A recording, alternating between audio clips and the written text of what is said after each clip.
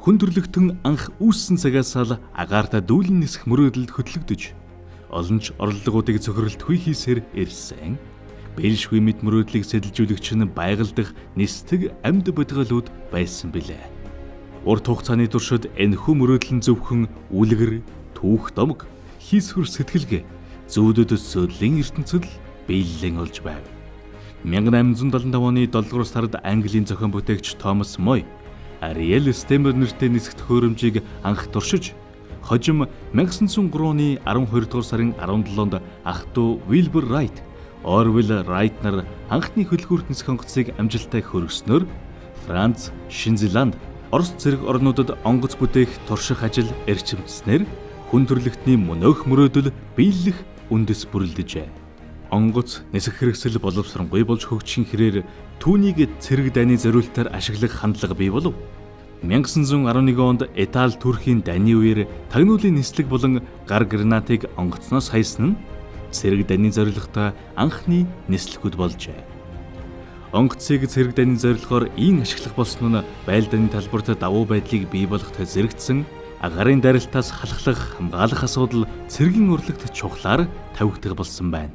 Чухам ийм л учир шалтгаанаар агарын товтлохоноос хамгаалах бие даасан төрлийн цэрэг үүсэж, аливаа улсын батлан хамгаалах хүчин чадлын чухал нэгэн илэрхийлэл болж хөгжсөн юм. 103 жилийн баатарлаг төвхөн замналтай Монгол улсын зэвсэг хүчний хувьд 1964 онд улсыг агарын товтлохоноос эсэргүүцэн хамгаалах үүрэг бүхий анхны салбар нэгжүүдийг байгуулсан нь энэ бие даасан төрөл цэрэг эмхлэгдэн байгуулагдах эхлэл болж эдүгэ түүхт 60 жилийн ойтойгоо учран золгоод байна. Нэгэн жарны гэлба. Улсыг агаараас эсэргүүцэн хамгаалах алба байгуулагдсан нь 1939 оны халахын голын байлдаан 1945 оны чөлөөлөх танд оролцсон ялалд байгуулсан Монгол ардын хувьсгал цэргийг дэлхий дахны цэрэг улс төрийн байдал бүс нутгийн аюулгүй байдлын орчны өөрчлөлт зэрэг гадаад хүчин зүйлийн нөлөөгөөр орчин үеийн ерөнхий цэргийн айран болгон өргөдгөх, улс орноо батлан хамгаалах хүчин чадлыг зузаадах бодлогыг төр засгаас баримталж 1960-аад оноос хэрэгжүүлж эхэлсэн. Үүний дотор орчин үеийн цэрэг дайны ажиллагааны шин чанарт стратегийн авиац, байлдааны пуужин, цэргийн нисэх хүчний гүйцэтгэх үүрэг үлэмж өсөж, цэргийн урлаг, байлдааны арга тактик өөрчлөгдөн улам бүр боловсронгүй болж байгааг тусган авч улсыг агарын товтлохоноос эсэргүүцэн хамгаалах цогц системийг бүрдүүлэхийг зорьсон юм.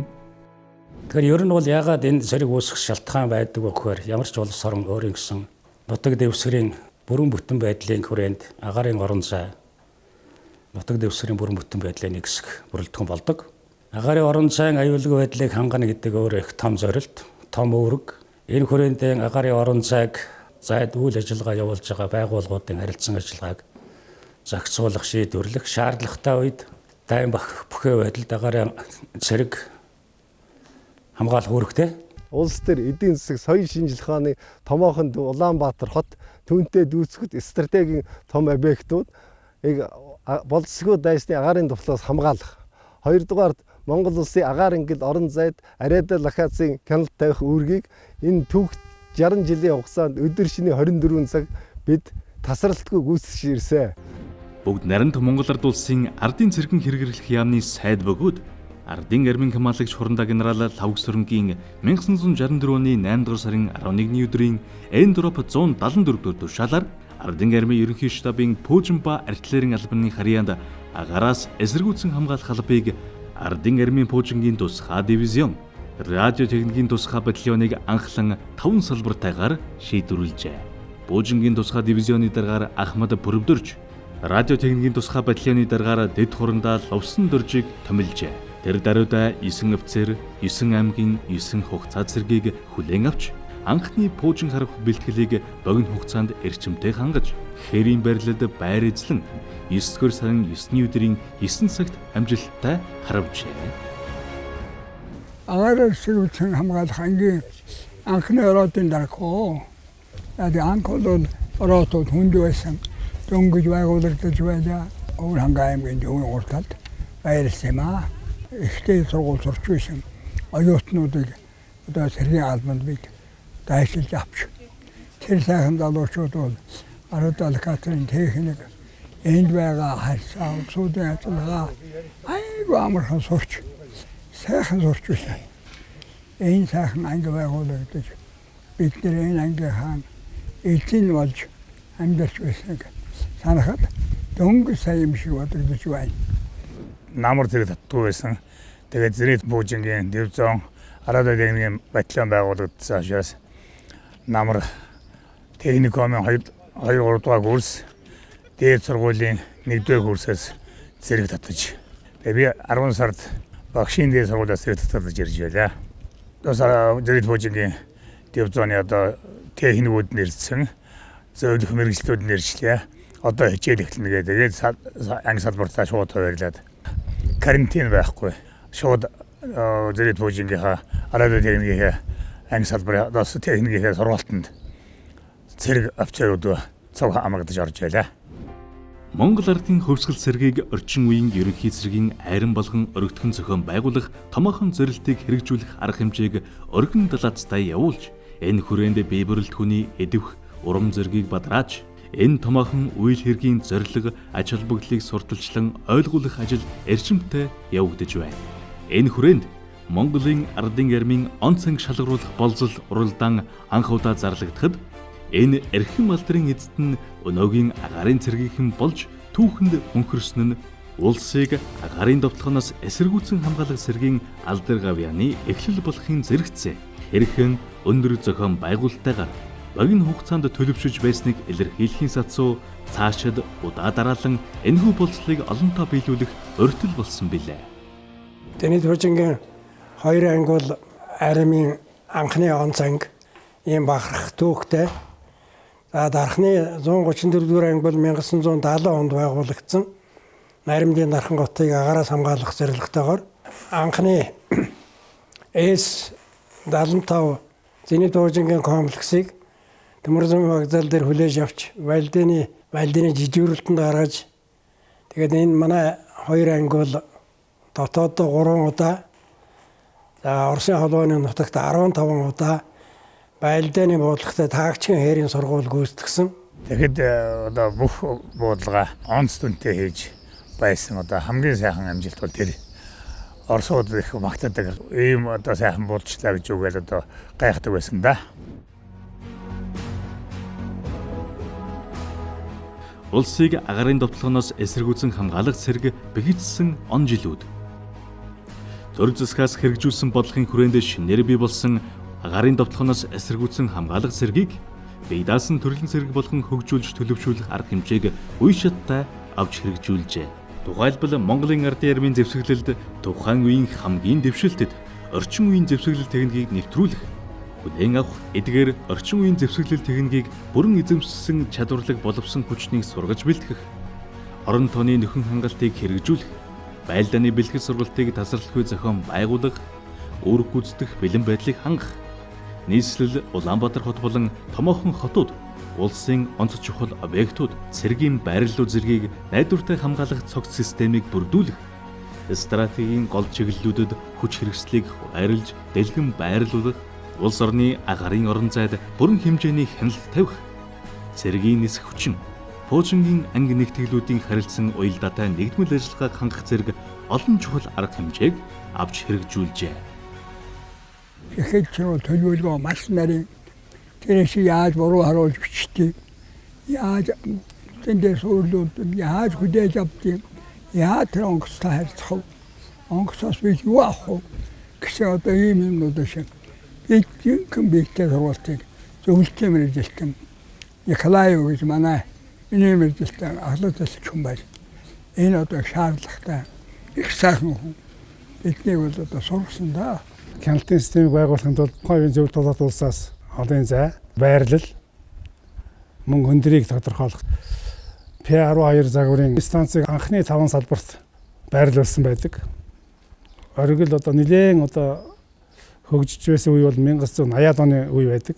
Дараагийн шатны дараагийн одоо загварын станцууд орж ирсэн. П18, П19, ПРВ16 загварын станцууд орж ирсэн.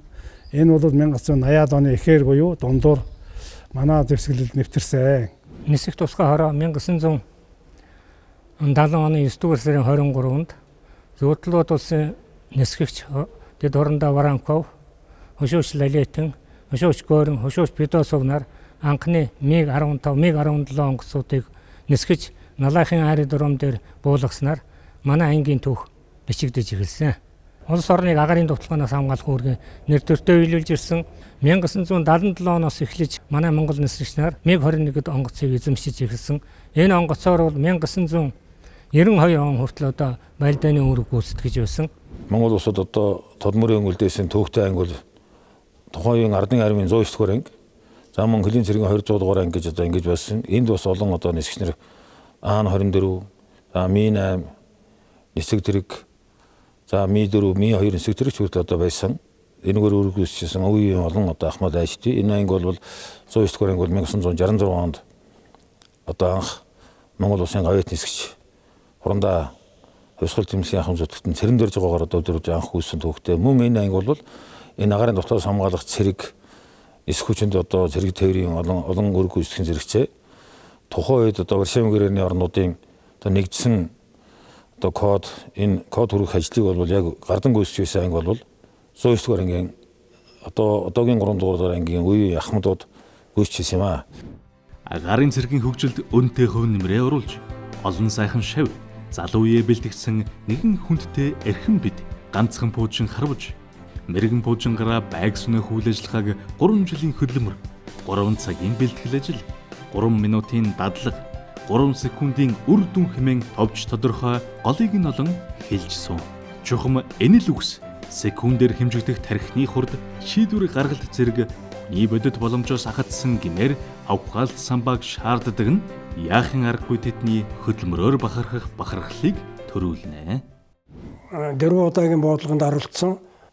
Тэгээд 1986 онд ойх талбай багтай, их хурдтай, маневр өндөртэй, саатуулгатай нөхцөлд РМ 207А гэсэн хуужин байг буудах ийм бодлого явуулсан юм аа. 0.5 одоо метрийг хавдраад ойх талбайтай. Ийм хурдтай учраас ерөөсөө 2 минут 50 секунд яваад өөрийгөө устгачдаг. Ийм учраас л бидний одоо 3 жилийн хөдөлмөрийг одоо энэ 3 минутанд л дүгндэг ийм байлдааны ажиллагаа юм аа. 20 гаруй жил үргэлжлэн хэрэгжсэн томоохон шинжилэлт армийн өргөдгөн зохион байгуулалтын үр дүнд Монголын ардын армин 1980-ад оны сүүлчгэд Аз төвдөө дээгүүрт орох үз байлдааны өндөр бэлтгэл боломжтой хамгийн сүүлийн үеийн зэвсэглэл техникээр өвч бүрэн хангагдсан. Тэдгээрийг эзэмшиж ашиглах бэлтгэгдсэн чадварлаг боловсон хүчинтэй айран болж төлөвшсөн. Тэр дундаа агаарын довтлохоноос эсэргүүцэн хамгаалах цэрэг нь хөгжлийнхөн оргил үедэн хүрээд байв. Ер нь бол нэлээд юм одоо том агаарын довтлогоноос хамгаалах одоо том тогтолцоо бий болчихсон байсан. Сүнөөгч онгоцны хороотой. Тэгээ зөвлөлт холбоот улсын цэргийн бэлгэлтээ сайн хамтран ажилдаг, хамтарсан сургууль хийдэг, тэмцээн уралдаан мэргэжлийн одоо юм хийдэг ер нь нэлээд тийм чадвартай болцсон үе байжээ гэж. 1990-ад онд өрнсөн нийгмийн шинжилгээний нөлөөгөөр Монголын ардын армийг цомготгож, цомхон, чадварлаг, мэргэжлийн чиг хандлагатай зэвсэг хүчин болгон төлөвшүүлэх цэргийн шинжилгээний бодлогын хүрээнд улсыг агаарын довтлохоноос эсэргүүцэн хамгаалах цэргийн анги салбарыг хэсэгчлэн татан буулгах, техник хэрэгслийг удаан хугацааны хадгалалт шилжүүлэх, бие бүрэлдэхүүнийг хураангуйлан 50 цагийн бүтэц оронтоонд шилжүүлэх зэрэг арга хэмжээг хэрэгжүүлэх болсон. Улс орны аюулгүй байдал, нутаг дэвсгэрийн бүрэн бүтэн байдлыг хуучнаар зөвлөлт холбоот улсын тусламжтайгаар хамгаалж байсан Монгол улс биедан энэ хариуцлагатай үргийг хэрэгжүүлэх шаардлага тулгарсан нь түүхэн шин сорилт болсон юм. 1990 онд Монгол улс агаарын орон цагаан өөрөө хянах заашгүй шаардлага үүссэн. Өөрөөр хэлбэл зөвлөлт холбоот улсын цэрэг Монгол улсын нутаг дэвсгэрт гарснаар агаарын орон цагаан хянах ийм үүрэгтэй болсон.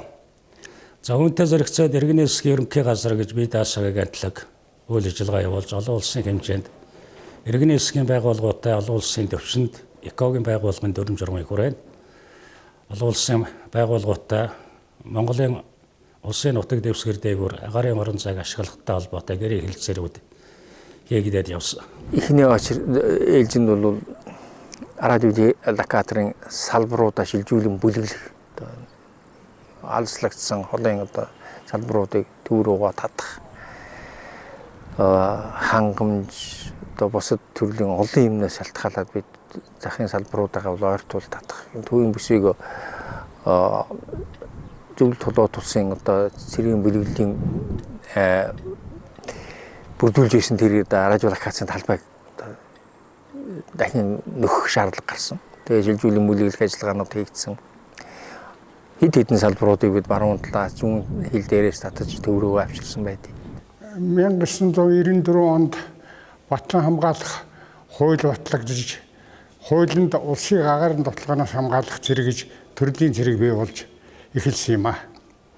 Ингээд улсын агаарын тоглоомоос хамгаалах зэргийн команд байгуулагдаж улсын агаарын тоглоомоос хамгаалах зэргийн командлагчаар Улаанхүү Шатавын дараагаар би ерөнхий инженерээр Чулуунхүү нар томилогдож ажиллаж эхэлсэн.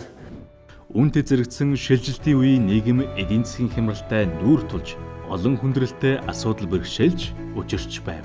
Тухайлбал зэвсэглэл техникийн хоцрогдолд аажмаар орж шинжлэх боломж хязгаарлагдмал болсныг зэрэгцээ элэгдэлд орсон техник хэрэгслийн запас сэлбэг тасалдах, сум галт хэрэгсэл, техник хэрэгслийн ашиглалтын хугацаа дуусах, инженер техникийн мэрэгжилтэн бэлтгэх тогтолцоо аллагдаж, хүний нөөцийн хомсдолд орох зэрэг асуудлууд тулгамдах болжээ. Хуучин цагт бол хажууд нь Оросын зөвлөлт толгойд тусын мэрэгжилтэнд суучихсан. Машин техникүүд нь бүгд нь шатхуунд үүргэгдсэн. Складаар нь сэлбэг хэрэгслүүд дүүрэн тавьчихсан сайхан цаг байлаа шүү дээ. Тэрний хажууд нь тэгэхээр хүнд үе ирсэн. Боловсон хүчин ч гэсэн хүндэрсэн олон залуу офицерууд бол ажиллаа орхиж амьдралынхаа замыг хөөсөн. Гэвч энэ хүнд үеийг бол давах шаардлага байсан. Бид нуруундаа үрж давсан гэж хэлэхэд бол хэлсдэхгүй. Зөвлөлт толгойд улсын цэргийн ангиуд нүүж гарсантай холбогдуулан яг биеийн дааж үүрэг үүссэн юм түүх алдар нэлээд би налахын ангиуд налахын зенит Пуужингийн анги байна. За радио локацийн станцууд ангиуд байна. За энэ эдгээр бол зөвхөн нэг чиглэлтэй Монгол улсын агаарын дарахын хилийг хамгаалах юм үрд зэрэг зүтгэж байсан. Бидний үеийн сайхан олон Пуужингийн релесийн мэрэгчид бархалтай олон сайхан ахмадууд бий. Цагийн ороо бусгай цагаас юм уу 1990-ад оноос цэрэг энэ тоог цөөлж байсан учраас манад бол манай цэрэгт ажиллах болсон хүчний тоо эрс буурч байсантай холбогдуулаад 1992 онд анх Батлан хамгаалгын их сургууль дээр дотоодын мэрэгжлүүдийг бэлтгэх ийм ажил өрнөж энэ ажил дээр Батлан хамгаалгын их сургуулийн дээр агаарын довтлогоноос хамгаалах танхимыг байгуулж тэр танхимд би багшаар дараа нь дараагаар нь тус ажиллаж байсан.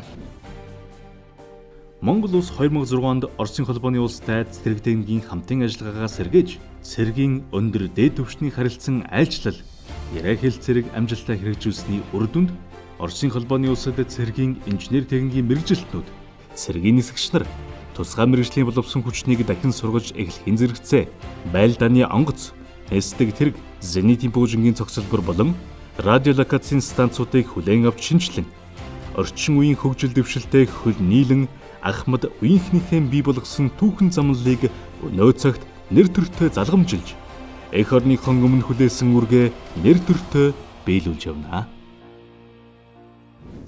Энэ хугацаанд бидний хийсэн ажил чамгүй ажлуудыг 4 жилийн хугацаанд гэж хамжуулсан байдгийг. Шинээр байгуулагдсан 326, 325 гэдэг анги байгууллагууд шинээр байгуулах шаардлага гарсан. Тухайл 325 гэдэг анги Завхан аймгийн университет байгуулах шалтгаан Баруун аймагуудын чиглэлд байгаа агаарын орон зай хяналтгүй байсан. Ингээд түүнийг хорооны төв нь 325 дугаар анги, 326 дугаар ангийг байгуулж ангийн захирагчаар нь агаарын давталгаас хамгаалах цэргийн командд ажиллаж бас хорондоо дагдан томилсноор энэ анги өнөөдөр хүртэл үйл ажиллагаагаа хэвэн сайхан явуулж байна. Завхан аймгийн 325 дугаар анги 1997 оны 12 сарын 1 гэхэд бүрэн бэлэн болж байлдааны жижүүрлэлтэнд үүрэг өсгөж баруун бүсийн агаарын хилийн одоо харж хамгаалах үүрэг хөөсгөж бэлэн болсон юм аа. Улсын орон хамгаалалт тэр командны штаб дээр байхдаа одоо энэ ангийг босгосон.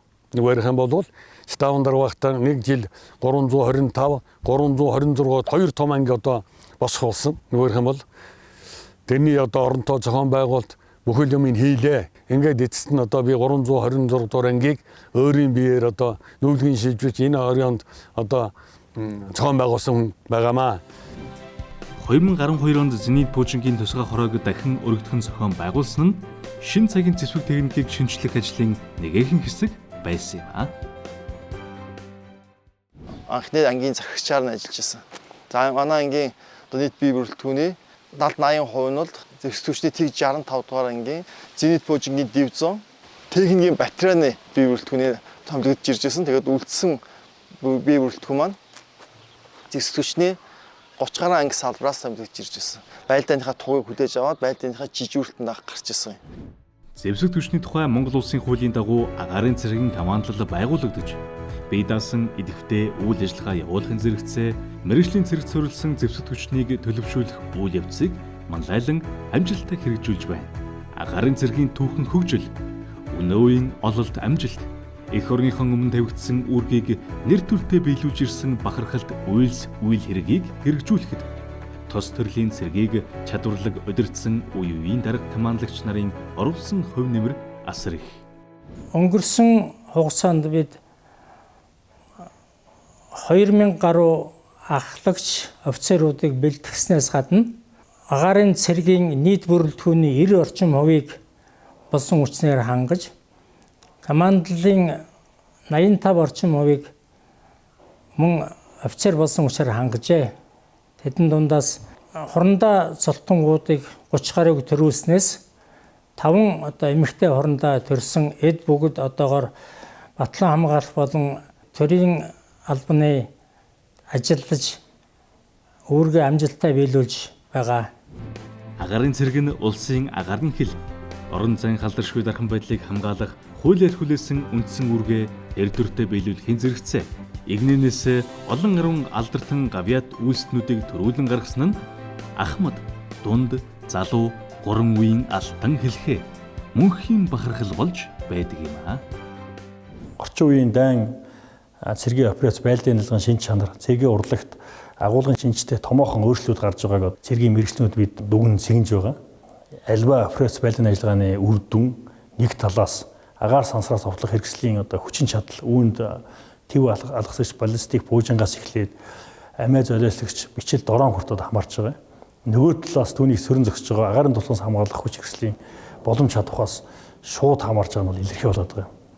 Ийм Монгол улсын батлан хамгаалах чадвах, зэвсэг түвшний одоо байлдах чадварыг бэхжүүлэх олон баримтжаа чиглэлүүдийн хамгийн гол зүйлийн нэг нь бол улс орныхаа агаарын хил орон зайг бүрэн хянах, тэр дундаа орчин үеийн аливаа одоо агаарын довтлогоос хамгаалах хэрэгслийг эсрэг одоо тэмцэх чадвартай агаарын довтлогоос хамгаалах нэгдмэл тогтолцоог бий болох явдлын үед одоо бид үзэж байгаа юм аа. За зэвсэг түвшний агаарын цэрэг өнөөдөр батлан хамгаалах болон зэвсэг түвшний тухай хуулиар зэвсэг түвшний төрөл цэрэг болон хөгжиж байна.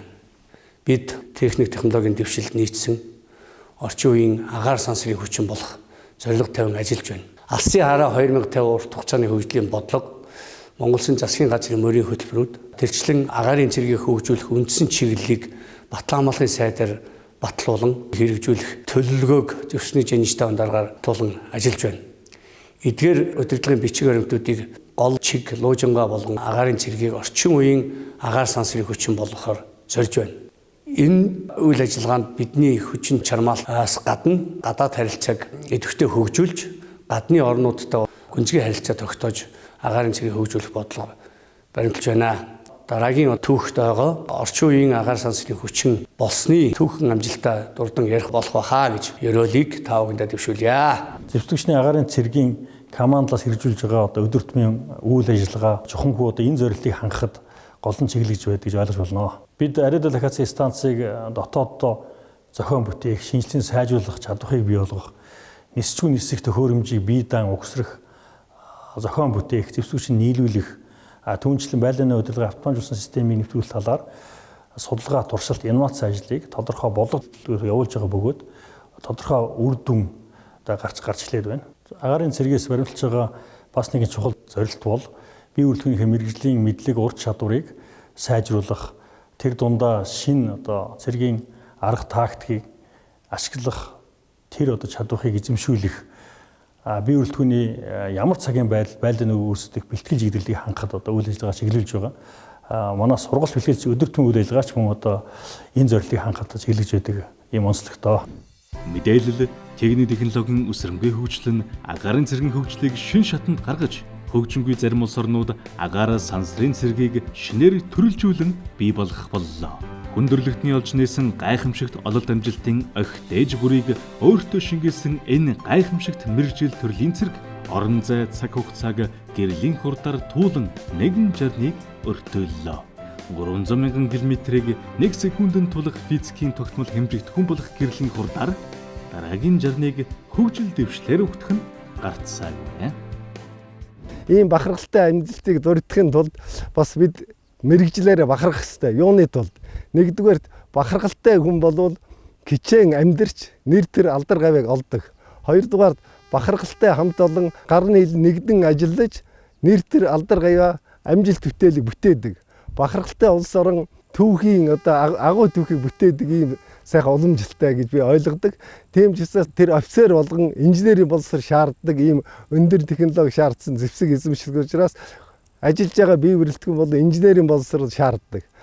Ингээд түүхийн 60 жил манай цэрэг бол бахархалтайгаар Монгол улсын агаарын гэл орон зайд хяналт тавьж Монгол улсын нийс Улаанбаатар хэсэг боловсрол зайс хамгаалалт үүрэг амжилттай биелүүлж байна. 60 жилийн түүхэнд манай салбараас Монгол улс, Тэвлэлт толгойд улсын Баатар сансрын нисгэгч, Монгол улсын их хурл засгийн газрын гишүүд, Батлан хамгаалгын сайд, зэвсний жанжтай дарга цэрэг улс төр нийгмийн нэр зэтгэлтнүүд мөн Монголын нийгэм улс төр шинжлэх ухаан, соёл урлагийн бүхэл салбарт алдар гавьяатнууд 100-аараа төрөн гарсан байдаг. Түүх 60 жилийн ойгоо тэмдэглэж байгаа. Энэ цэрэгт залуу халуунасаа зориулсан нийт ахмад буурлууд өнөөдөр алба хааж байгаа алба хаагчид та бүхэндээ болон та бүхнийхээ гэр бүл, үр хүүхэд, төрөл төрөсtöд 60 жилийн ойн халуун мэндчлэгийг дэвшүүлье.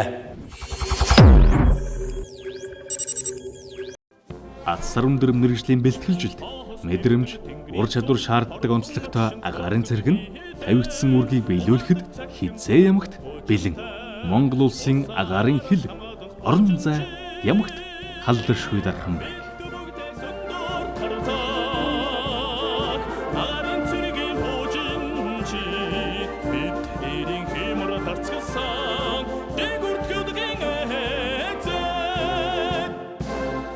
Сансрын уудам өндөр хурдтай долгион идэгэж одод тавьсан онч дэлгэцээр огторгыг хяндаг тэнгэрийн харуулч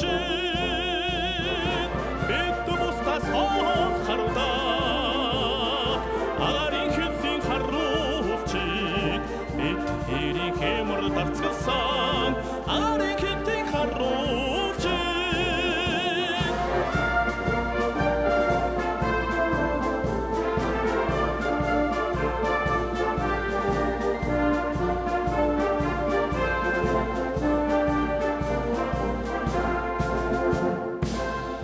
Тэнгэр цойсон хүлэг газар тархалж тэнгэрт дуулдаг